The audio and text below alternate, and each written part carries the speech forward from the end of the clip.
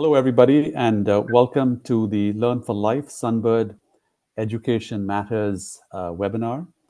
Uh, just as a way of introduction, I wanted everyone to know that India continues to face one of the worst educational crises in the world. There's over 13 million children of school-going age that are out of school, and the dropout rate in India is about 13%.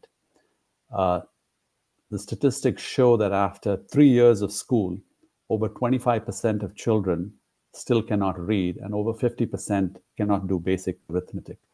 The challenge in India is that the spending on education is about 3.5% of GDP, whereas the 2020 national education policy goal was to have 6% of spending of GDP. This is why the work that Sunbird is doing in Northeast India is so vital, because it not only educates the children, but it has uniquely fostered peace in an area that has undergone a lot of conflict over the years. So what I'd like to do, it gives me great pleasure to introduce Colonel Chris Rego, who is a schoolmate of mine from kindergarten through high school. Here is Colonel Chris Rego, as I mentioned, my schoolmate from kindergarten through high school. Chris is a graduate of the National Defense Academy and the Indian Military Academy. He served for 3 decades in the Indian Army, Corps of Engineers, spent about 8 years in the insurgency-affected Northeast Indian states of Mizoram and Manipur, who, along with his wife Myrna, they started sponsoring underprivileged children in Mizoram in 2005, which led them to the starting and the founding of Sunbird Trust, which is a non-denominational, non-religious NGO, a non-government organization in 2014. And the overarching objective was to create integration between the Northeast Indian states and India with their motto of peace through education. Chris has received many, many awards, and also importantly, the critical Ashoka Fellowship for South Asia, which was awarded in Arlington, Virginia, in the U.S. And he's also an author, musician, and has varied interests. So without further ado, I will introduce you to have Chris give us the story, the journey of peace through education in Northeast India. The first thing is, for those who are here may not be familiar when we refer to the Northeast of India. So this is a map of India, and you can see what we call the 8 sister states of the Northeast, which is in the circle. And the one thing to note immediately is that 99% of the land area is with foreign countries. And there is just a thin neck of about 20 kilometers that is connected to India. And this brings on its own issues of, migration and conflict and sort of different smuggling and things like that. Out of the 8, Sunbird is working in 6 of these states. And just to give you an idea that, as Thomas mentioned, I've spent a good 8 years in the Northeast, and this was during one of my tenures with the BRTF, which is the Border Roads Task Force. So this was one of the vehicles the driver had reported to me in the morning, going for his normal duty on the road building. And when they reached the site, they were simply blown up by the militants. Very fortunately, nobody was killed in this, but people were badly maimed and hurt. Just to give you an idea, this is one portion of the violence. This is the violence that has happened very recently, starting from the 3rd of May last year, where 2 of the main communities, that is the Maitais and the Kukis, a very deep conflict started between both of them. Hundreds of villages were impacted, many were burnt, about 200 people were in fact killed. And this conflict is ongoing, though in a quiet way, in a more not as violent as it was when it started. To give you an idea of how we work, so the first thing that we do, which is providing the physical access to education, is these schools that we have built. So as of now, Sunbird has built 13 of these schools, and all the schools have the second name as Friendship. So the first name would be of the local tribe or community. What they choose, it could mean something which means it's close to them. So Pangkriang in the Inpui language means a deep empathy, and Friendship School. So this is the story of one of the schools to give you an idea of how the balance the 12 other schools we constructed, and what is the story with them. So I was called to this village. At this time, I was serving in the Border Roads Organization in Imphal. And the people from a certain Naga village had heard about the work of my wife and I in Mizoram. So the story in Mizoram, like I mentioned, is that we were posted with the Assam Rifles over there. We noticed that there was a great suspicion for people of the rest of India. We came to the conclusion that the reason was that children were not getting access to education, which is why both of us started sponsoring children from our own resources at that time. That's how the whole idea of Sunbirth started way back in 2005. So when we came to Manipur, people had heard about the work that we had done over there, and I was invited to visit this Naga village. And it was definitely a risk to my life personally, because this was a village known to have militants. There was a lot of firing and killing on both sides and whatnot. But in a leap of faith, since they invited me, we came over here, and this is the first site that I was shown. So this is little children actually cooking by themselves, because neither can the school afford to have a hostel, nor can the parents afford to put them in any families where they have to pay. So they have these little hostels constructed next to the school, where the children come and cook by themselves. And as the next picture will show you, this is where the parents come, say once a week, cut some firewood for the children, leave a bag of rice, and then perhaps leave them to their own devices.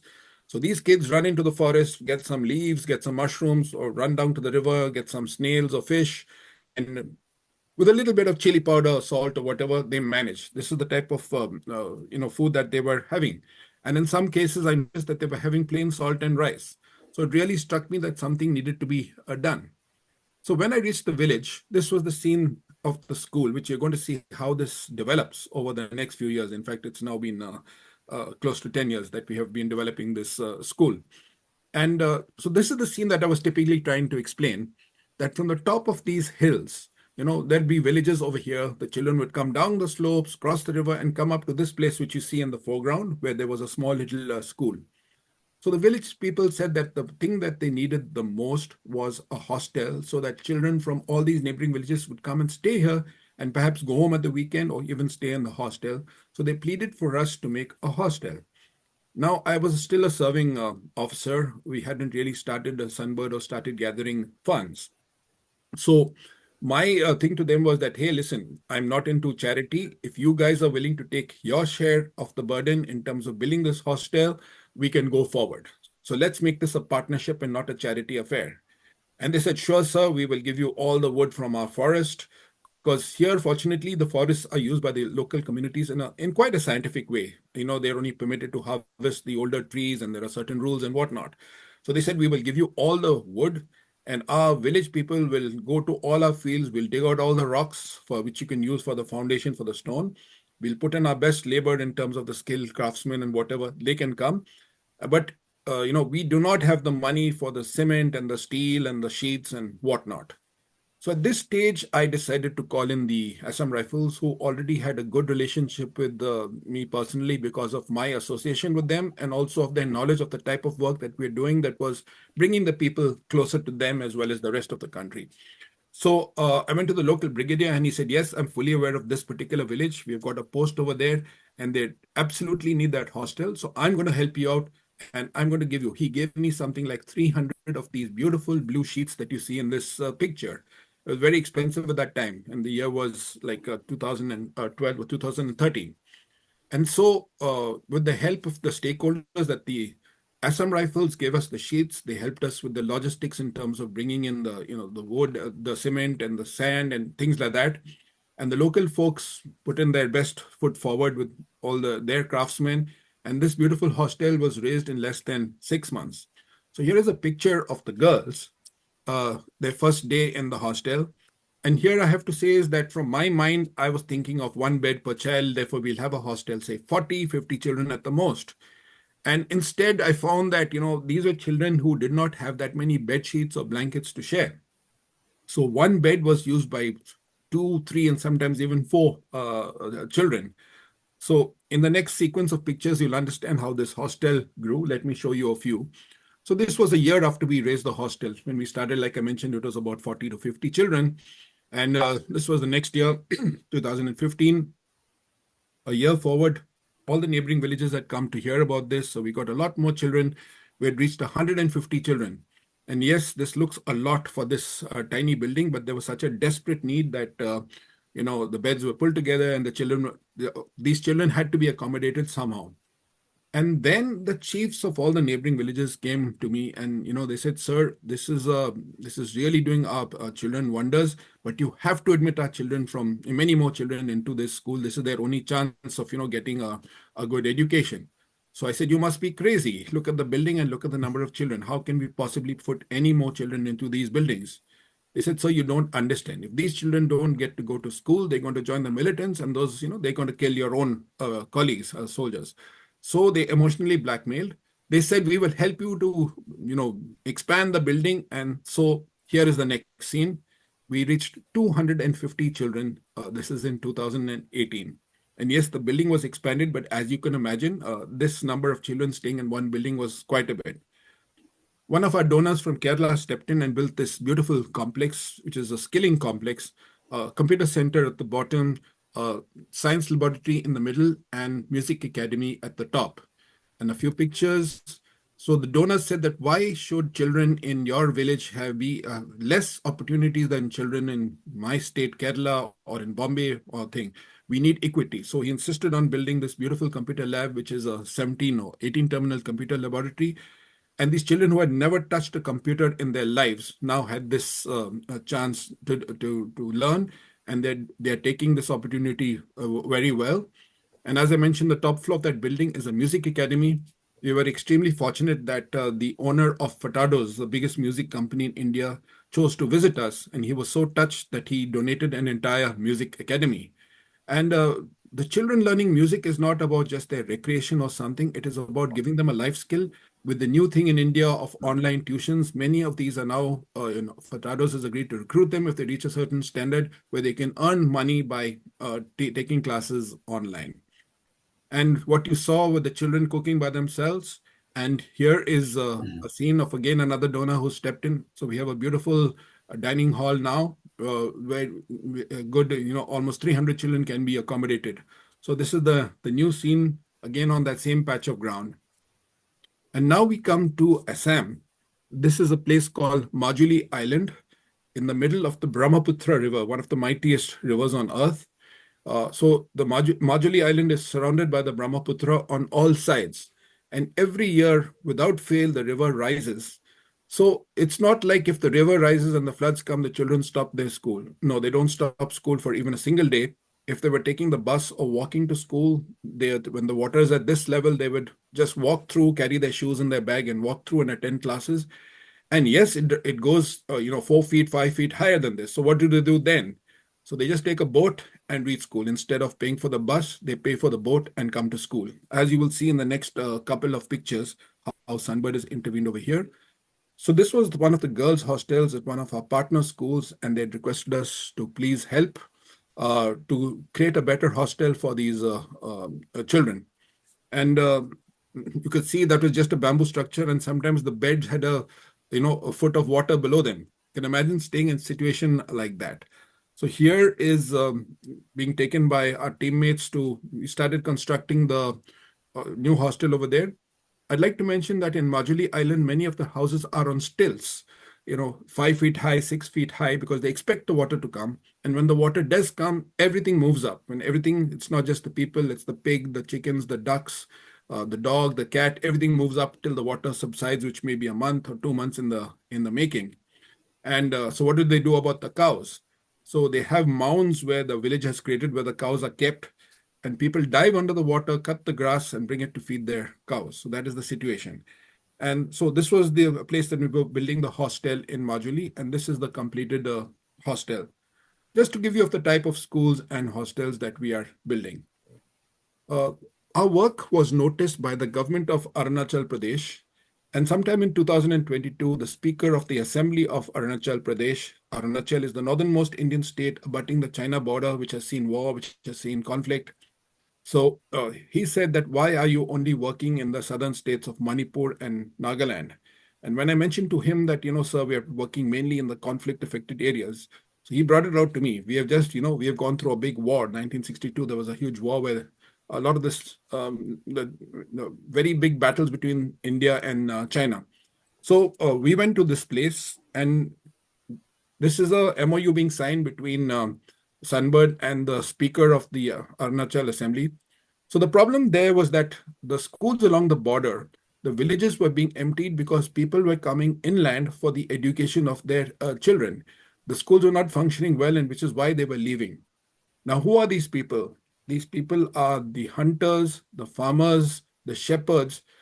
The border area of most countries is not a thin line with, like you see in the map. It could be 20 kilometers, and it's also called a no man's land because both sides try to push into that area. So these people are very important for the human intelligence in protecting the country. They come back and give information to the army and whatever, that people are moving in, they're setting up a camp and whatever. So the idea was, if you strengthen the border schools, the villages will also stabilize. So here are some of the projects. Again, thankful to Thomas, who was able to get a lot of friends over here to contribute. So here are a few of the schools and hostels that were constructed through the Learn for Life Foundation. So Thomas was, of course, not satisfied. He certainly wanted to check where his money was going. So he took the trip and came all the way to India and visited us in February this year. And I think he would express what his experiences were there. So this is one of the schools. This is a very special school where the insurgency was so bad that there was an army camp. But thanks to the work of Sunbird, things settled down so much that the army vacated and actually handed over their complex to us to form a school. So this is a picture there. This is another place. You can again see the army officer on my left. It had seen a deep conflict. This is a place, a village called Pinjang, a deep complex sort of conflict between two of the resident tribes. People were extremely poor. None of the children could afford to pay, fees, which is why the teachers were even poorly paid. And you can see the classrooms over here. Like I keep saying, these walls are psychological. You can talk in this classroom and you can hear it right to the other end of the building. So at the request of the army and with the kind help of the Learn for Life Foundation, we were able to build a brand new school. And this is the 15th of August, 2022, when we inaugurated this school. And of course, since the army had requested us, I had the privilege of being the person raising the flag on Independence Day, 15th of August. And once the school was built, again, the immediate thing that came was we need a hostel here to get more and more children to come to the school. So again, Learn for Life Foundation stepped forward and we got this beautiful hostel. Similarly, another hostel in another remote part in eastern Manipur of Lai village, where we started another hostel. Just making buildings and giving sponsorships is not going to get you anywhere. It's very important to connect with the community. And we do this in multiple ways. This is part of our well thought through strategy. For instance, these are places where many of the youth are radicalized or, could be even dangerous. So the women are the ones who are with us. I call them our insurance policy. They work very closely with us, and they tell the husbands, brothers, fathers, or sons that don't dare touch these guys. They are our only hope. So very close with the women, the students group, the village councils in all our villages. And our anchors and ambassadors in these villages are the children themselves. Once they are being sponsored by us, their whole villages become neutralized. And then you will see in pictures ahead how we get the army in also and sort of humanize both sides. So here's the next picture. In pink, these are the army boys of the local army post playing a volleyball match with our girls and boys from the blue hostel, which you saw. And happily, our children beat them at this game. But just to see from a state where they were carrying guns to a stage where they're now playing games. And the army would also come to the village and conduct medical camps for the entire village, help us to make toilets and things like that. So a great part of the normalization process. Till today, we have given more than 42,000 annual scholarships, right? 10,000 are concurrent. And through COVID, through the conflict in Manipur, various situations, including solar lights, street lights, village tanks, so many other things, more than 275,000 people have benefited. As mentioned to you, we have built 13 schools and 21 hostels. And thanks to Learn for Life, we would hope to add at least 3 or 4 within the next 2 years. And the next is the water tanks, computer centers, libraries that we have constructed. And These are the proposed cost to give an idea in dollars what it would cost. We are proposing these 3 hostels in, again, very remote areas. Many of them are very close to the conflict areas where entire villages have been burned to the ground. And there's a desperate need to keep the children in school. I'd like to inform you, just like in all other conflict areas in the world, children from 15 years onwards are being drawn by the militants even forcefully. Families are being asked to surrender, the eldest boy to join the militants. So if they don't get into school and don't get an opportunity, they are very vulnerable to this. So this is what is proposed through Learn for Life Foundation for the next 2 years. Learn for Life Foundation is working in multiple parts of India, and I visited this area as well after we started these projects, a few years ago. And I just have to say that the highest impact of every dollar that we have given, the highest impact is being created here by Sunbird. So for the cost of $50,000 or less, an entire school is constructed. And this is possible because the entire village is committed to constructing the school and maintaining it. So most of the cost really is for equipment and materials and so on. So, 50,000 sponsors a school, 30,000 sponsors, the labs, the computer rooms that you saw earlier. And the cost to, sponsor a classroom is also quite low. But finally, the cost of education for a single child, it's $1,000, covers 10 years worth of education for a child. So that's just an incredible bang for your buck. And so these kids go on to get a proper education, uplift their families and their communities, because these are very, very small villages. For citizens in the US, in addition to what my wife and I are contributing to Learn for Life Foundation, you could contribute as well to any of those levels or any amount, frankly, and you get a full tax deduction.